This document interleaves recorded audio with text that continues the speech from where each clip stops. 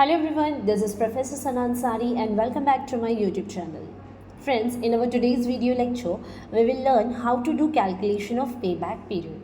Before going to start this question, would like to inform you the payback period is nothing but in how many years you will get the returns, you will get that particular amount what you have invested in a particular project or machinery. Friends, जैसे कि अगर आप एक कोई machine ख़रीदते हैं and the machine का cost is ₹50,000, all right. तो अगर ये मशीन का लाइफ है 5 इयर्स का और हर 5 साल में जो एक एक साल होते हैं वो हर एक साल में 10-10 हज़ार रुपये का आपको रिटर्न्स देती है। सो हम ये कह सकते हैं कि उस मशीनरी पे जो 50,000 रुपये लगाए गए हैं वो आने वाले 5 साल में वसूल किए जा सकते हैं।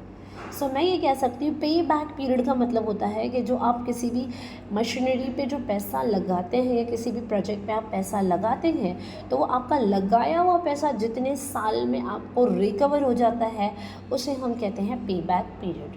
सो ऑल राइट, सो अगर आपको ये कॉन्सेप्ट समझ में आ जाएगा what is pay back period is nothing but in how many years you will get the recover of the invested amount. This is all what we call the payback period. Okay, now friends, let's start doing this sums based on these particular thing. And here we have a question. It is very easy question, friend.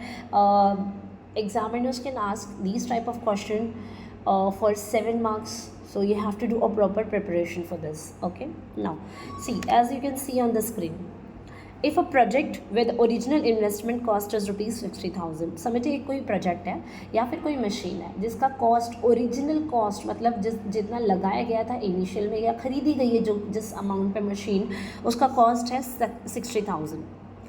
Gills and annual net cash flow of ₹10,000. देखिए annual net cash flow मतलब हर साल उस machinery के द्वारा जो आपको cash flow मिल रहा है, जो पैसा मिल रहा है ना उस मशीन पे काम करने के बाद से जो कमाई हो रही है वो हो रही है हर साल 10,000 रुपया. Calculate its pay back period by applying the required formula. So first of all friends, you need to do a proper preparation of these formula. You have to mug up this formula.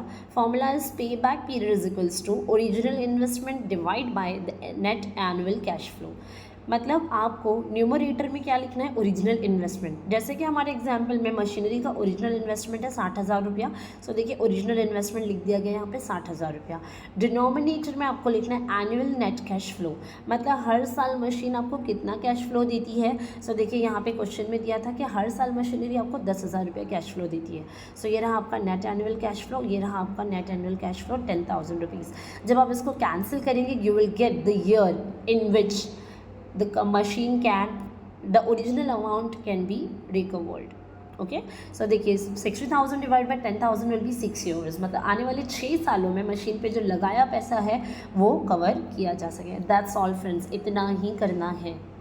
Okay, now next same similar question. If a project with original investment cost is ₹80,000. देखिए cost कितना है 80,000, ठीक है. Net cash flow कितना मिल रहा है 20,000 and हमको calculate करना है pay back period. Same you have to apply the formula pay back period is equals to original investment divide by the net annual cash flow. 80,000 divide by 20,000 will be 4 years.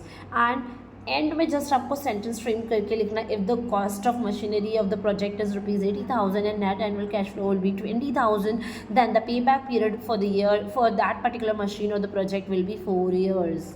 इस तरीके से लिखना है. Any how आप सिर्फ apply करके cancellation करके लिख देंगे तो you will not going to get the 7 marks properly. Okay friends, तो आपको एंड में पूरा स्टेटमेंट लिखना है.